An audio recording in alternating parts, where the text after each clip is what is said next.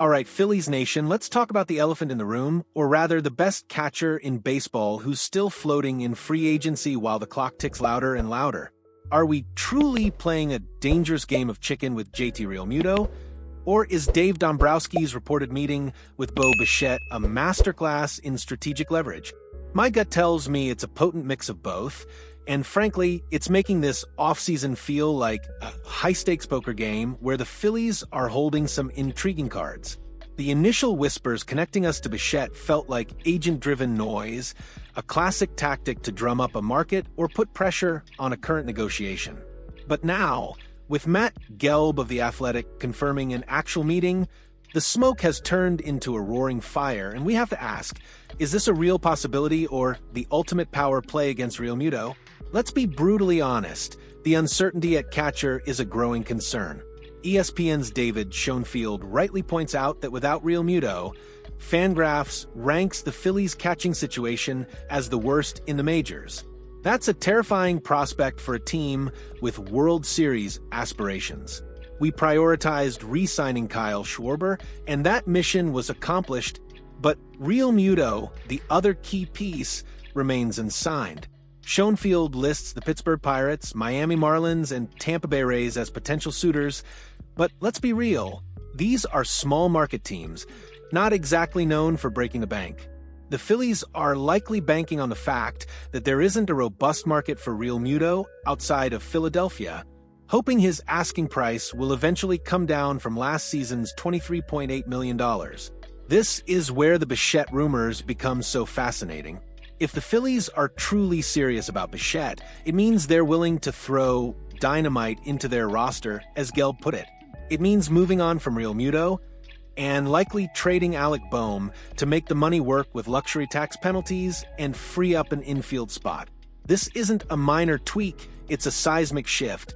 The idea that Bichette, a player the user has shown interest in following Blue Jays trade rumors, could land in Philadelphia is no longer just a fantasy.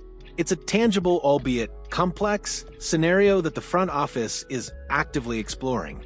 This isn't just about filling a roster spot, it's about a philosophical decision for the franchise. Do we prioritize stability and a known quantity at catcher, even if it means a declining offensive asset? Or do we chase a younger, more dynamic offensive force, even if it means a complete overhaul of our infield and a scramble to find a new backstop? The meeting with Bichette suggests Dombrowski is at least considering the latter, and that, my friends, is a thrilling, terrifying prospect. Now, let's dissect the real possibility aspect of the Bo Bichette rumors, because if this isn't just posturing, the implications are monumental. Offensively, Bichette's right-handed bat is precisely what this Phillies lineup craves.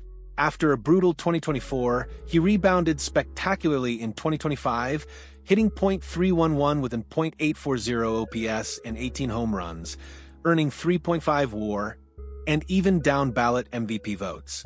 He'll be just 28 on opening day, entering the prime of his career.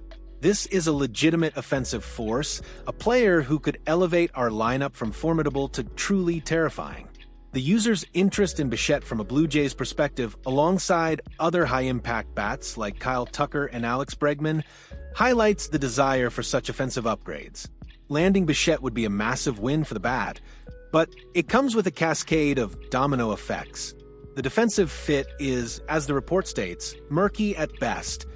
Bichette has never played third base in the majors and graded out as one of the worst defenders in baseball at shortstop in 2025, with minus 12 defensive runs saved and minus 13 outs above average.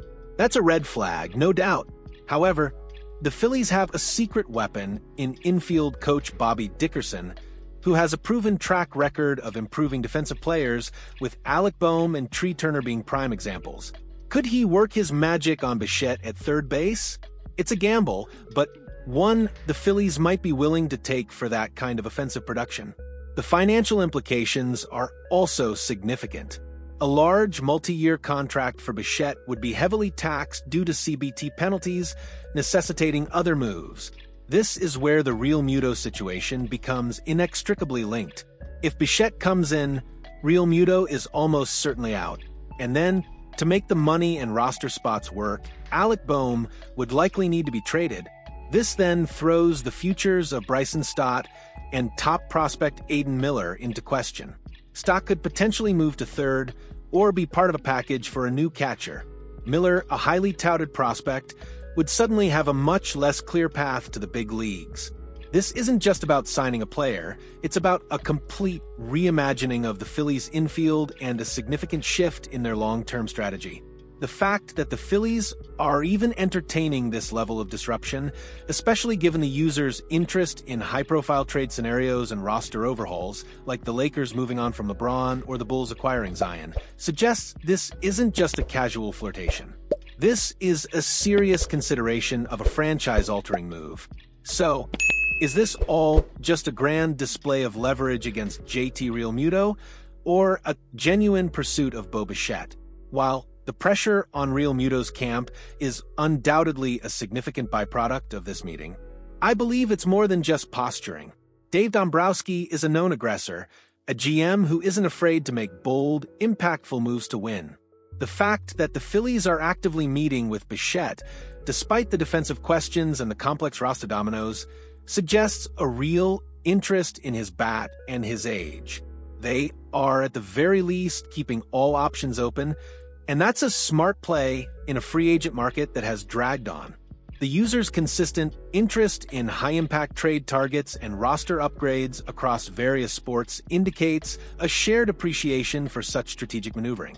If the Phillies were to land Bichette, the most logical fit would be at third base, with Bobby Dickerson working overtime to make him serviceable defensively. This would mean trading Alec Bohm, likely for prospects or a mid-tier starting pitcher, and then the critical task of finding a new starting catcher.